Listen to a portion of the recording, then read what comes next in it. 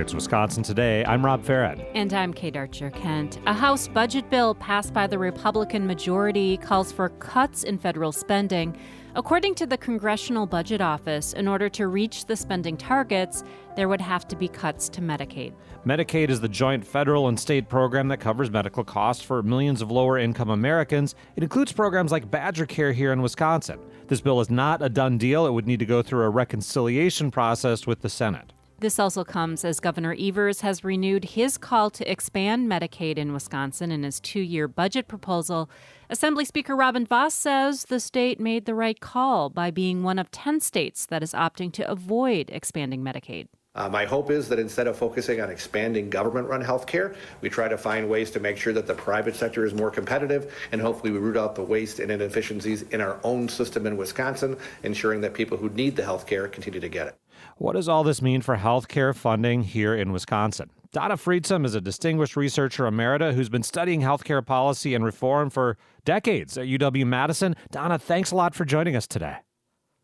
Good morning. Good to be with you. I want to start with a little Medicaid 101 because a lot of programs that are funded by Medicaid aren't branded as Medicaid. What kind of things are happening in Wisconsin via Medicaid funding? Well, Medicaid is, as you noted, the payer for Badger Care, low-income families. But what many people don't recognize is that most of the people who rely on care in nursing homes, people with elderly and people with disabilities, many people who are on Medicare, who are low income, also duly rely on Medicaid for their coverage to cover things that Medicare does not cover. So Medicaid is actually quite a wide-ranging program and reaches over 1 million Wisconsin residents who rely on it. Now, here's this bill in Congress from the House. Again, not a done deal yet. The House of Representatives bill calls for $880 billion in cuts for the relevant committee that oversees Medicaid. The Congressional Budget Office says, hey, you can't hit that target without cuts to Medicaid and other health programs. I know it's hard to speculate in some cases where we don't have numbers, but what are some of the things people tend to target when they talk about cuts to Medicaid? Well, it's absolutely the case that target will need to cut into Medicaid, given that the jurisdiction of the committee that has to cut $880 billion, 90% of their jurisdiction is in Medicaid. So there's no question that that's going to happen if they're going to reach that target. And generally, as you heard at the top of your section here, Speaker Vos talks about it as a program where we're going to reduce eligibility for people, and they don't, and really that's just not going to get us where we're going to need to go if we're talking about low income individuals. It's going to reach everybody in the program, people with disabilities, people who elderly people in nursing homes, women, children. All of the people who rely on Medicaid every day are going to be affected by these cuts. It's not going to be what we hear focused on is saying, oh, it's adults who could be out working. That's a very, very marginal amount of people who may be on Medicaid. House Speaker Mike Johnson has said there's fraud and inefficiencies in programs like Medicaid, and also has raised concerns about improper payment rates. Is there enough low-hanging fruit there, money spent in ways that we don't want it to be spent, overpayments for some medical services that would be a significant number in this effort to make cuts? Well, I'm sure it's not going to be a surprise to you that I'm going to say no on that. The overpayments in Medicaid, the data there are just like throughout the insurance system. Certainly there is payments to providers that may be unmerited, just like there is in any health insurance. Throughout private and public health insurance, there's upcoding, there's overcharging, there's charges for services that may not exist. But that's just a marginal amount of the Medicaid program, and most of Medicaid services are required and needed. The conversation we don't have is that there's many people out there who are actually eligible for Medicaid who aren't even enrolled in the program. So if anything, we're spending less on Medicaid than we might be spending if we were covering all the people, all the uninsured people out there who could be enrolled in the program who are not. So no, and in terms of provider payments, Medicaid actually pays substantially less to providers in terms of prices than does private insurance. So no, the answer is no on that. Another notion that comes up from time to time is the idea of making Medicaid into a block grant program, which generally means for other programs that have done this, here states, you each get X amount of money and you decide how it's administered. States already do have a lot of decision-making power in how Medicaid is administered. What would a block grant mean? How would that change things? The block grant would be a substantial challenge for states. While we hear that states are interested in having flexibility for how to manage their Medicaid programs, like states do have a fair amount of flexibility in that they can apply for various waivers to existing Medicaid regulation to experiment with the program. But a block grant would essentially set the amount that the federal government provides to states, regardless of how many people end up qualifying for the program or what the health needs are of the people that enroll in the program. So during economic recessions, during health crises, during demographic shifts in the state, the federal contribution to the program would not change, and the state would be left on the hook to manage the program regardless of how many people are in need for the program. So it would be a significant economic problem for the state, and the state would have to probably cut the program substantially just when we need the program the most, during economic recessions, or when we have more people in need for the program because of perhaps growing elderly population or other reasons. We're talking about how possible changes to Medicaid could affect Wisconsin residents. Donna Friedsam is with us, distinguished researcher emerita. She's been studying healthcare policy and reform for decades at UW-Madison. Donna, the eternal argument here in Wisconsin, we have Governor Evers in his budget proposal, again, calling on lawmakers to expand Medicaid in Wisconsin and accept federal money to do that. Republicans in the legislature say no, we shouldn't do that, and are pointing toward possible cuts to Medicaid to say the state would be on the hook for more. Can you talk about that decision, how the state of Wisconsin has handled that question over the last, decade and a half or so? This is a challenging conversation in Wisconsin because it is absolutely the case that Wisconsin, unlike other non-expansion states, does provide Medicaid eligibility up to the full 100% of the federal poverty level. And then the Affordable Care Act provides subsidized access to private insurance coverage through the ACA marketplace at 100% of the federal poverty level. So what you hear argued is that we don't have a coverage gap in the state. There's nuance there because people will say that the people at the lowest income levels, that area of non-expansion in Wisconsin, 100 to 138% of the federal poverty level, is difficult for those people to manage in the private marketplace. It's difficult for them to afford the cost sharing, et cetera. And that is true. And there's a lot I could say on that if we had more time. However, in terms of actual access, right now, they have had access to significant subsidies in the last few years due to an expansion of subsidies under the Biden administration. So at this point, that group that would be under an expansion does have access to coverage. However, those subsidies are very likely to end now this year, given the current leadership in Washington, and all of the estimates that we have suggest that there's no intention for those expanded subsidies to continue. And so any kinds of analyses that you see coming out that say there's no reason for that group to have access to Medicaid coverage rely on the idea that that group has access to Affordable Care Act subsidized coverage, which very likely they will not, given the end of the expanded subsidies in the current year. Once those subsidies expire, they may have in name some kind of eligibility for purchasing coverage, but the coverage will be very much out of reach for them. I don't know if there are exact numbers on this, but since we're arguing about this group a lot, I think in the state, people who don't qualify for that Medicaid coverage do qualify for those subsidies for coverage under the Affordable Care Act, could lose some of those subsidies. Do we have a sense of the scale, a ballpark of how many people we're talking about who would be in that category that, again, seems to be at the center of contention?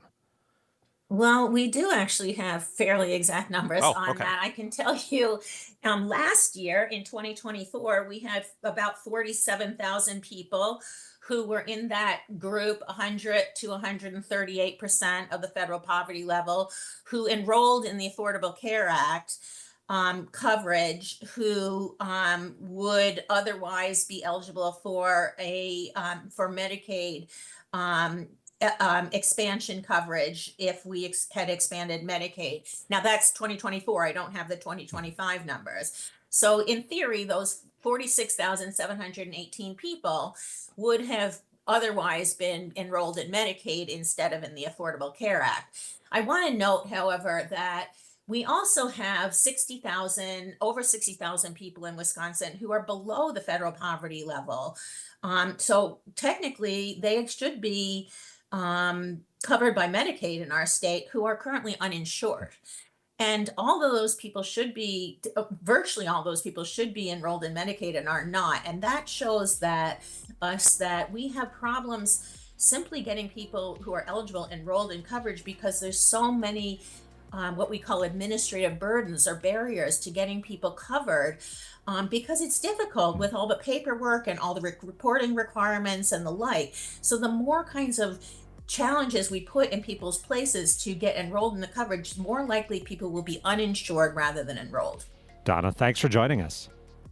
Thank you. That's Donna Friedsam, Distinguished Researcher Emerita from UW-Madison. We've been talking about the possible impact of Medicaid cuts here in Wisconsin.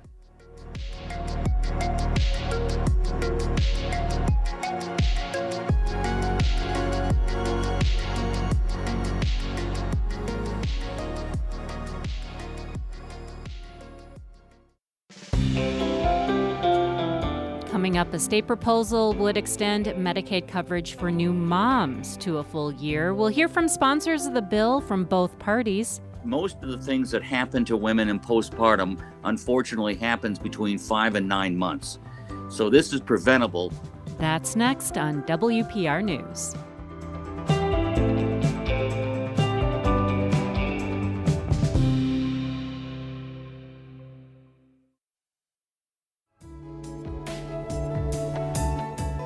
It's Wisconsin Today. I'm Rob Farrett. And I'm Kate Archer-Kent. Wisconsin lawmakers on both sides of the aisle are proposing an extension of postpartum Medicaid coverage.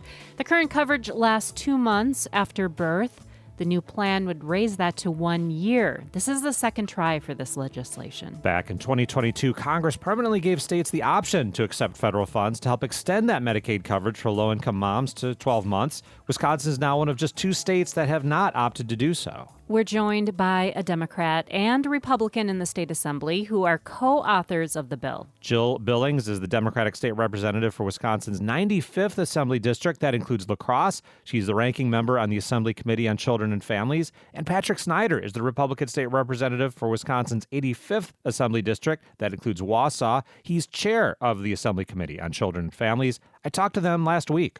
Now, before we get into what this legislation does, Representative Snyder, can you talk about the problem you're hoping to solve here when it comes to maternal health in Wisconsin?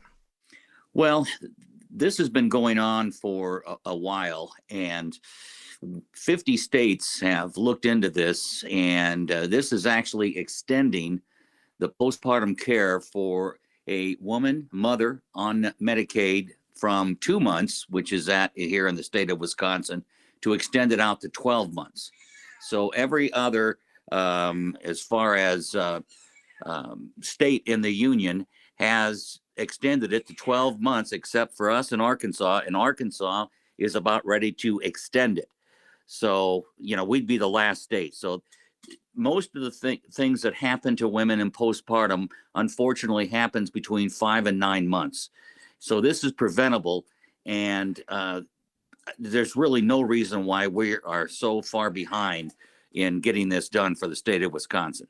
Representative Billings, if this legislation were to pass, we'll get into whether that's likely in a few minutes, but if it were to pass, what would your hopes be for the impact on health in, as Representative Snyder was saying, in that 5 to 9 month range for moms in Wisconsin? Well, we know that in Wisconsin, 73% of pregnancy-related deaths occur during the postpartum period, and nearly all are preventable. So if we could pass this law, we would be saving lives, and we would be saving trauma to children and families who lose their moms. Representative Snyder, this has passed in past sessions, the Senate, by overwhelming margins. I think one no vote in one instance. We don't always see this kind of bipartisan support for legislation. What do you see behind that support, especially in the Senate and from some of your colleagues in the Assembly? Yeah, I think it's overwhelmingly supportive. Already, we had a Senate hearing on this. It passed out of committee unanimous, and I'm sure when they do go to the floor in March, this will be passed. It went, as you said, 32 to 1 last time, and the one senator that voted against it is no longer in the Senate.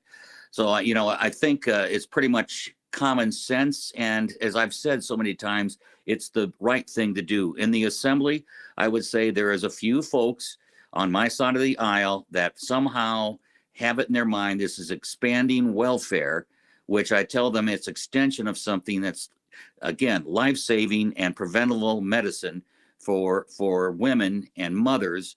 And what Representative Billings says is absolutely right, that these are things that are preventable, and it's just the right thing to do. Representative Billings, what kind of things are you hearing from people advocating for this, maybe even from constituents on this idea of extending the coverage?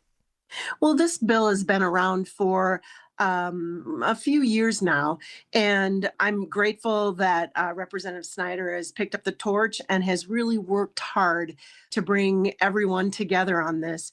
And I think there are 40 some organizations that have signed on in support, and really this bill should make it through.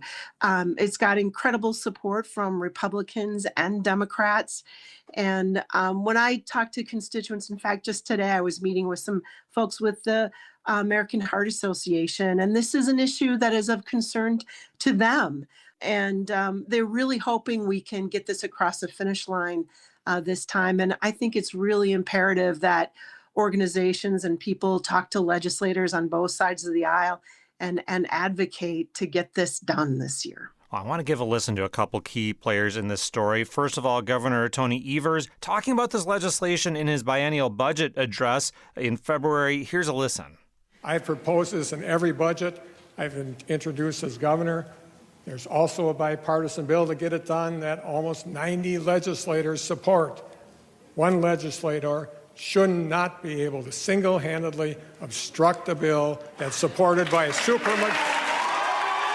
Okay, then the one legislator he was referring to, Assembly Speaker Robin Vos. Here's a listen to him talking. He was asked about this legislation at a Wisp Politics event on Tuesday in late February. We know that Obamacare is already covered beginning at a change of life. So you could get it when you become pregnant. There's no enrollment period. You could get it when you deliver the child, or you could get it at the end of the 60 days. And you know how much Obamacare costs for that same woman in poverty? $0. But it's 100% funded by the federal government versus 90-10 for the state.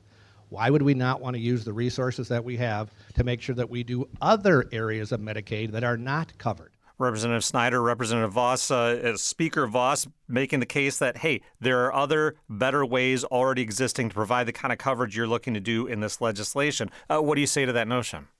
Yes, we've had discussions about that, and he said the same thing to me as well. But the one thing I've told him is that it sounds like it's easy for these individuals, these moms, that should be able to sign up for Obamacare. It's hard to get on their legislative site to be able to sign up for it. I still think there's a cost factor to it. It might not be enough, but I don't know if it's actually free. And I told the speaker, I said, Florida, Oklahoma, Texas, strong conservative states don't seem to have that same message. They all passed it. So I don't quite agree with the speaker on that, because I've also told them that a lot of times this demographic of women are going through a trauma of their own. 55% of them are working. They might have other children. And the fact of the matter is that if it costs too much, if they have a copay with Obamacare, that they might skip seeing a doctor at 3 or 4 months on a symptom that later ends up, unfortunately, maybe killing them. And then, as I told the speaker, suddenly we have a child without a mom. The trauma that child has then is pushed forward because it might have to go into foster care, which, if he's looking at dollars and cents, will cost the state even more. It's just the right thing to do. I don't understand why. I can see in some ways we put welfare or Medicaid dollars when it maybe comes to healthy, able-bodied single adults. But when it comes to the lives of individuals and the disruption of a family, I'm conservative, but this is not the thing, a hill to die on, I think. And again, as I mentioned, we're the last state, and once the Senate passes it, we'll unfortunately be the only thing in the nation stopping this from becoming 50 states. And I do not want that to happen. Representative Billings, your reaction to the objections from Speaker Voss that A, there are other ways to do this, and B, as Representative Snyder mentioned earlier, Speaker Voss saying he doesn't want to do anything that could be seen as expanding welfare. Yeah, I couldn't agree with Representative Snyder more. The reality is this is not expanding Medicaid, it is extending. So it's taking people who already are getting the service through Medicaid, and it's giving them extra months. Sometimes we have to put ourselves in the place of a mom. Say you're a mom with a new baby, which can be overwhelming. You may have complications from birth, be in pain, possible postpartum depression. And now you're supposed to figure out how to switch when you should and how you should switch your health care. I mean, it just makes sense to keep them on the program they are, extend it to the full 12 months so that we can save lives and make lives workable for these families. And it just makes sense to me.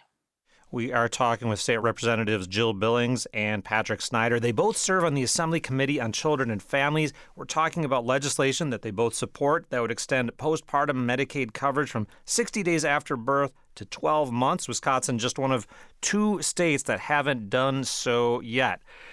Representative Snyder, as we're seeing, the sticking point in this legislation appears to be Assembly Speaker Voss. It is very difficult to get legislation to the floor without the Speaker's support. It can get buried in committee. I talked to our state capitol team. There are a couple tools where you could try to get something to the floor, asking for unanimous consent or asking for a change in the rules order. That takes, I believe, a 2/3 majority. Neither is a slam dunk, but have you considered, Representative Snyder, trying one or both of those tactics? I haven't come to that conclusion yet. It's almost, you make it sound like it's almost like, hitting the nuclear football or something like that. But well, I'll say it's something that doesn't work very often. It doesn't. And, the one thing about, the clips you played of Governor Evers singling out the speaker, and then even our Senate President Mary Felskowski has singled out the speaker. He is still a human, and he still is upset when he is pointed out. I'm trying to let things cool down a little bit where he doesn't feel like he's in the spotlight. And in any case, we sent the bill to him a week ago Tuesday. And Clint Moses, who is the chairman of the Health Committee, the next day asked the speaker to send it to his committee, which I also recommended the speaker. So we should know next week, because you have 10 days and you have to, send it to a committee. We'll know next week where it's going. If it goes to the Health Committee, I'm pretty solid belief that it's going to have a hearing. But if it goes to something else, like State Affairs, we could have a problem. So I will work on that. I will continue to work on that. I've told the Senate hearing I was at and told some newspaper publications that if this bill doesn't get passed this session, then I don't know what I'm doing in the legislature, because this is the right thing to do, and this is helping constituents. Right, Representative Billings, staying on the procedural side of things, you're on the minority party. Democrats have, as a protest, at least in some cases, asked for unanimous consent, generally rejected. Is it worth, do you think, taking that symbolic step if this doesn't go to committees that are likely to advance it? Well, you referred to the nuclear option earlier, and the nuclear option rarely works in the state assembly. I believe in having conversations, so I think we need to have more conversations with Speaker Voss and other people that might need a little more understanding and education on this issue. I know Speaker Voss has said that mothers and motherhood is important to him.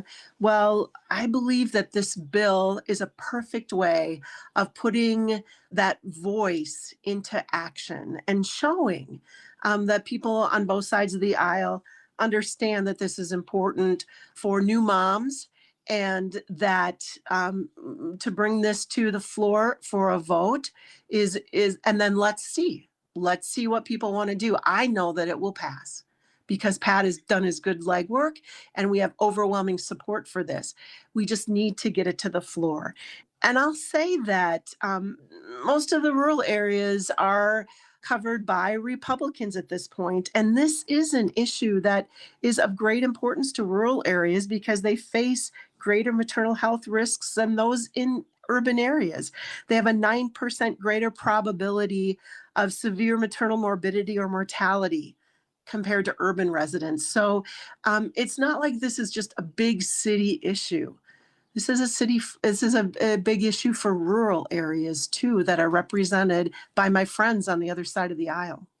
We'll keep watching this particular issue, but I wanted to ask both of you, one of you is a Democrat, one's a Republican. People might hear that and assume you'd be fighting with each other on this radio interview. No, you're on the same side on this. You've been working together on this on your committee there. Representative Snyder, do you see other issues related to children and families and their well-being where there can be bipartisan agreement to try to fix stuff? Well, actually, I look at Jill as really kind of my partner in the Children and Families Committee. When we meet, the first time we meet, we'll meet here hopefully sometime in the near future. We only got one bill referred to us so far, but we'll be meeting.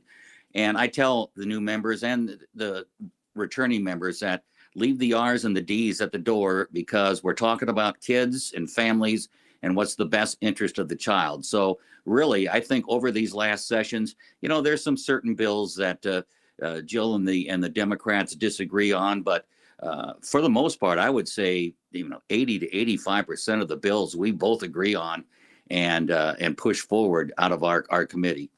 Representative Billings, basically the same question. Your thoughts on bipartisan cooperation and opportunities? Yes, I enjoy working with Pat. He's a good chair. I think he gives everybody in our committee a chance to really speak and speak fully.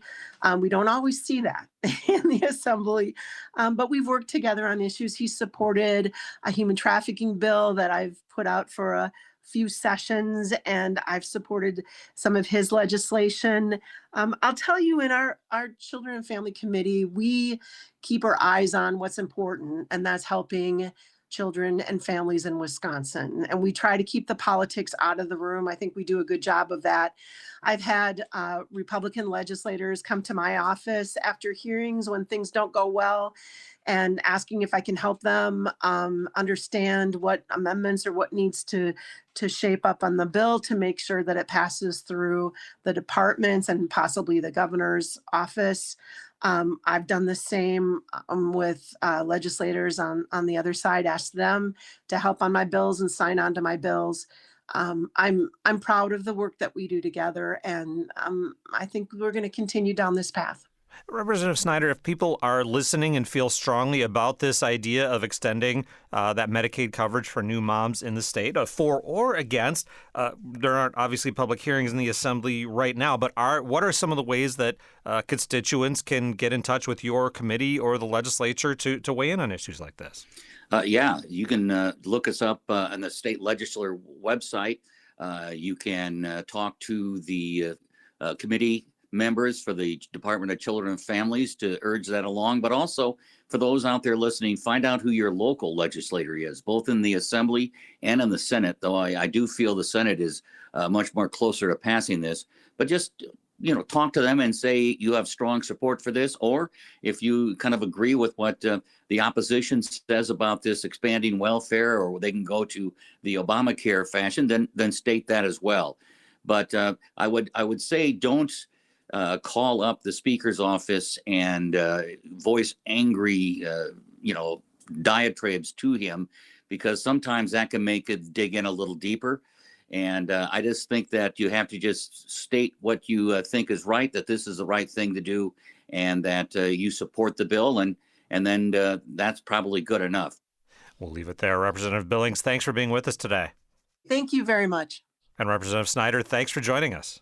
Yes, and don't forget too, Rob, that the new political maps and things like that could play a very important part of getting this through too, if you know my drift. But thanks for having me on. All right, I can't leave that hanging. We're still taping. Representative Snyder, do you want to spell out your drift? Well, you can't. I'm not. Yeah. You can't. Some of us have very competitive districts, and this is something that I think is an 80-20 type situation as far as favorability. I think, and I even campaigned on this. So if this doesn't go through, I break a campaign promise. It's going to be very hard to run again and try to explain to my constituents why this failed. So that's all I'm saying. Patrick Snyder is a Republican Assembly representative from Weston. Jill Billings is a Democratic Assembly representative from La Crosse. They are their party's leaders on the Assembly Committee on Children and Families. I talked to them last week about their bill that would extend postpartum Medicaid coverage in Wisconsin from 60 days after birth to 12 months. Their bill has since been referred to the Committee on Regulatory Licensing Reform.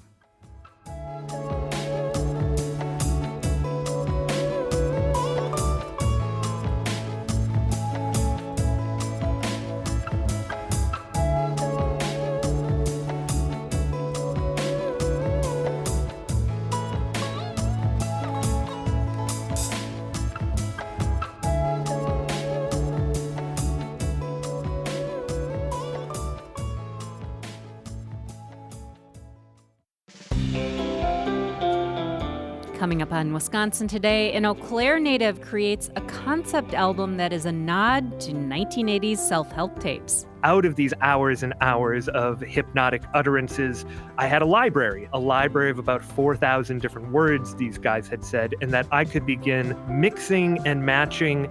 The album called Windstar Solutions. That's next from WPR News.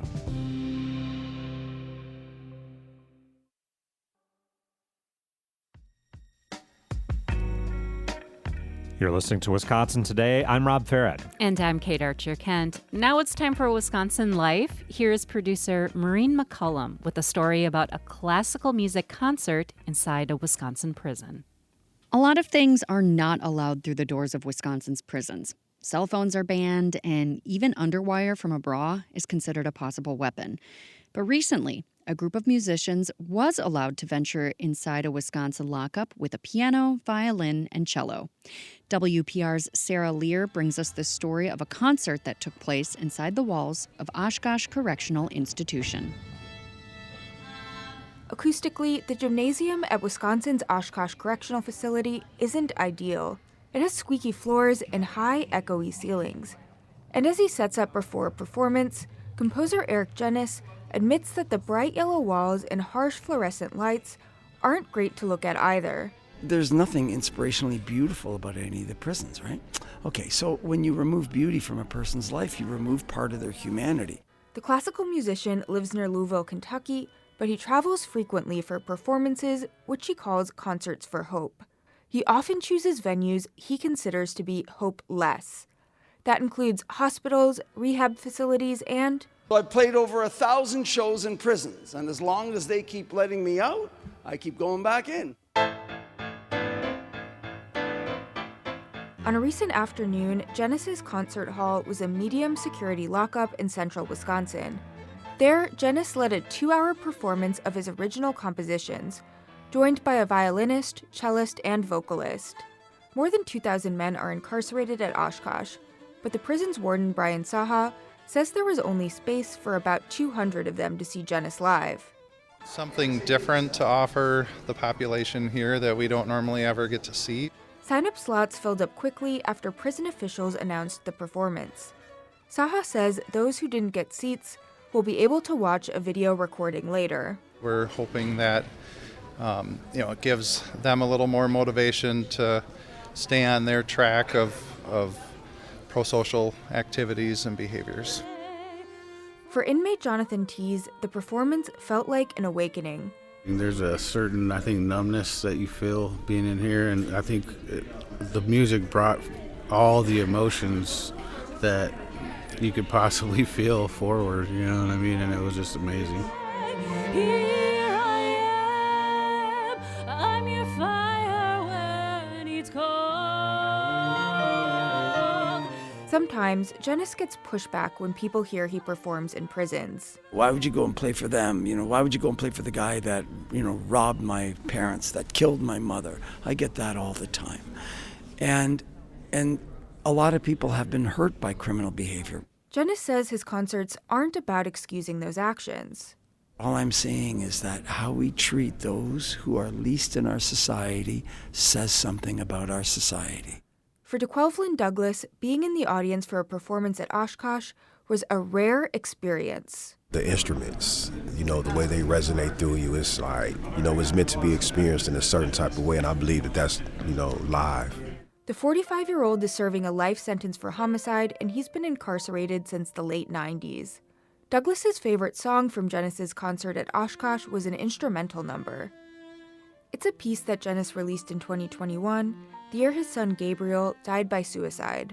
I was very close to my son. My son had this Asperger's, and he suffered even as a child. And so I always felt the need to be close to him, to protect him, but he was always in this emotional pain. As Janice told the audience at Oshkosh, the piece combines dueling strains of cello and violin, and it's inspired largely by the guilt he struggles to overcome as a father. You're going to hear these themes bounce back and forth, sometimes intense, sometimes gentle, sometimes on the cello, sometimes on the violin, but the magic is when they are played together. The name of that song is Redemption. WPR's Sarah Lear brought us that story on a concert inside Oshkosh Correctional. Wisconsin Life is a co-production of Wisconsin Public Radio and PBS Wisconsin in partnership with Wisconsin Humanities. Additional support comes from Lowell and Mary Peterson of Appleton. Find more Wisconsin Life at wisconsinlife.org and on Facebook and Instagram. I'm Maureen McCullum.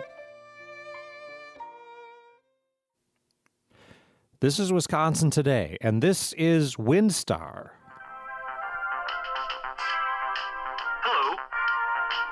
Dr. Richard Stillwell, President and CEO of WinStar Enterprises, here to welcome you to the WinStar family. The new concept album called Solutions is a time travel to the 1980s. It's packaged in a box set with a self-help cassette tape created by a fictional company called WinStar Enterprises. Eau Claire native Simon Adler created WinStar. He returned to his hometown to gather up sounds and news clips that he re-synthesized to create the hypnotic voices of self-help tapes that were popular in the era. Adler is a musician and senior producer at Radiolab, the long-running science program from WNYC Studios. He starts by explaining what this project is getting at. Who you ask, because on the one hand, it is a sort of large performance art project with sound at its center. That's one way I think about it. On the other hand, it's also potentially just like the most elaborately packaged self-released album of all time with screens and MP3 players and cassette tapes. So it's sort of a choose your own adventure in everything from how you conceptualize it to, how you engage with it. I've pulled out the cassette tape. This is a cassette tape, and it's real. It is like I can look into it. It is a real cassette tape. The record's on there. Yeah. Yeah. So, where did you get this idea to put something like this together? Where did it come from? Yeah, so I'm a senior producer at this public radio show, Radio Lab, where I spend hours and hours of my day taking hours and hours of interview tape and turning it into these sort of collage documentaries. And basically the question that prompted this was, what if I took those skills and that practice but unbridled it from any sort of journalistic responsibility? And so what that looked like was I got my hands on probably 20 cassette tapes from a couple different of these hypnosis self-help gurus from the 70s and 80s. I digitized all those tapes and then transcribed them and realized that out of these hours and hours of hypnotic utterances, I had a library of about 4,000 different words these guys had said, and that I could begin mixing and matching and reordering and refocusing the words these folks had said in whatever way I wanted, creating sort of an instrument out of their voices and playing them like a piano. And that I just started experimenting with that, started putting sound behind it, started realizing as I was doing it what the project was, what it was about. And WinStar Solutions was born out of that, I suppose. And I was haunted by the source track in particular. Find peace knowing that nothing lasts forever. I jotted this down. Find peace, knowing that nothing lasts forever. That nothing is ever the same again. Nothing is ever the same again. That to recall is to create. That to recall is to create. What did you find so enthralling about these sayings? Yeah, so at the heart of this, as I just said, I was taking these little fragments of audio and refocusing them and reordering them. And what I wanted the project to both be of and be about was that idea of sort of recontextualizing, reordering, remaking. And so if I'm taking self-help tapes and reordering them and remaking them, I wanted the idea to then be like, what happens if you do that to your own mind, to your own fragments of memory, and what does that do to you? And born out of that came this sort of strange pseudo self-help practice that WinStar is offering to people. To be clear, I don't purport to believe that you can reprogram your memories with our material, but I like to live in the sort of fantasy world that the album and the project creates around that. And you create this WinStar CEO, Richard Stillwell. Who is this character? What is his company? Yeah, Richard Stillwell is the president, CEO, and founder of WinStar Enterprises. He is a global leader in self-improvement. And yeah, he is here to help you to never be the same again, to realize that the best is yet to come. And the way he goes about doing that is through helping you to reprogram your past, to wrap your arms around the future you most desire. So there are the multimedia components of the project, but it's also so musically rich. And we're going to hear a sample here of the second track, Oakwood. Balloons went up, confetti came down, and the North High School Band marched to the festive opening of Oakwood. Oakwood Mall. Oakwood Mall. Eau Claire's newest and largest mall. The new mall. Oakwood Mall? Is this real news footage? It's recreated news footage, yeah. So one of the goals of the project is also to create this sort of hall of mirrors where you don't know what's authentic, you don't know what's synthesized. And so, yeah, I took about, I guess it was probably 15 minutes of news footage that WEAU TV 13 in Eau Claire, Wisconsin has archived from the opening of Oakwood Mall.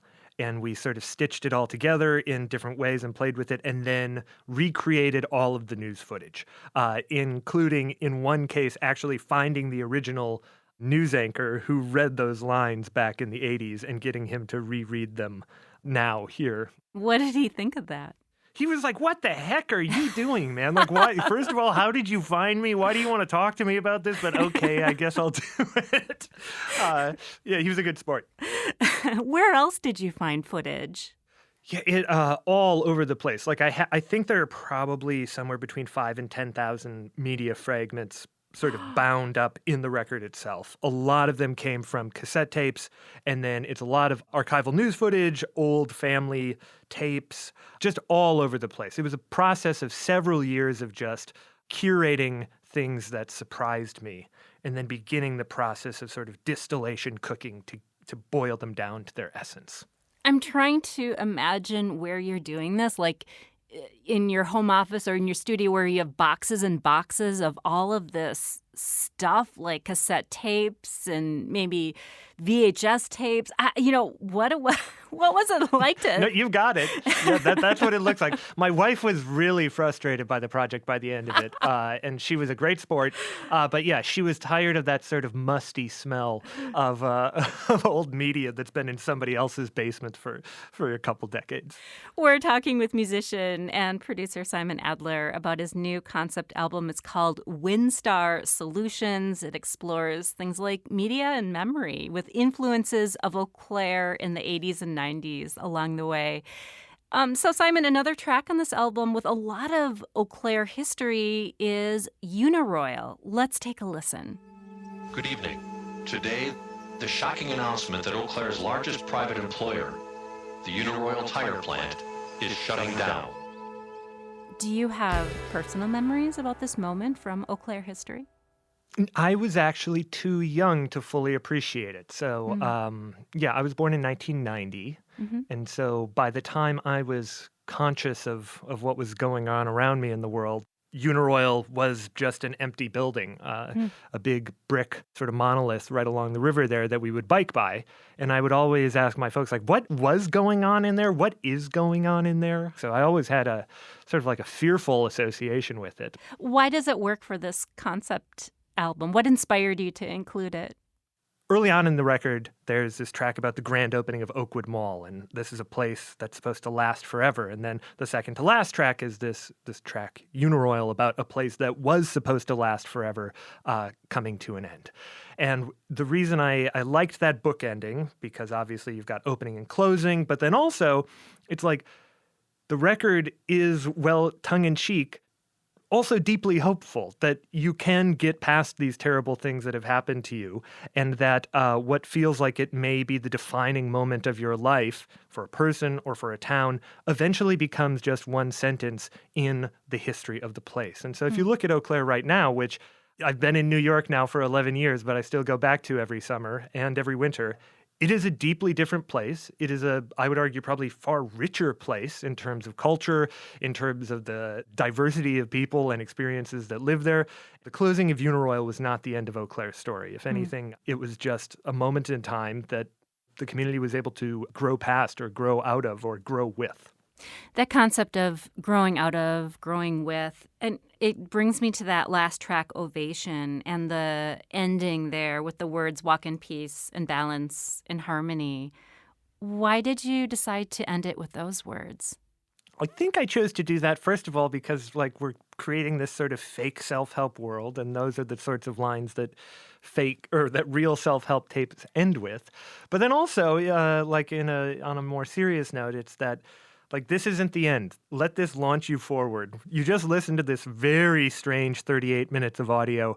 Whatever you do next, go forward and do it, and hopefully make your life as strange and creative as you possibly can. Simon, thank you for joining us. Thank you so much for having me. It's been an absolute pleasure.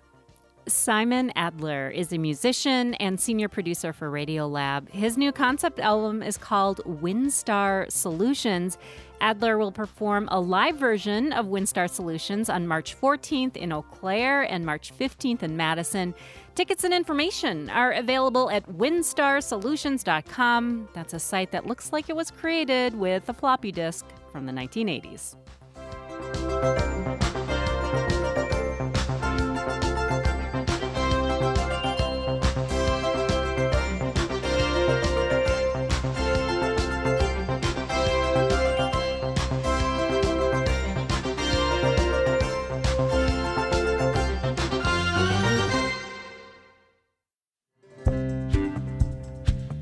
We've been asking about your memories of songs that transport you to a different time in your life. We heard from Celeste in the Madison area, who says she's a child of the 60s, has a memory of listening to Wisconsin School of the Air.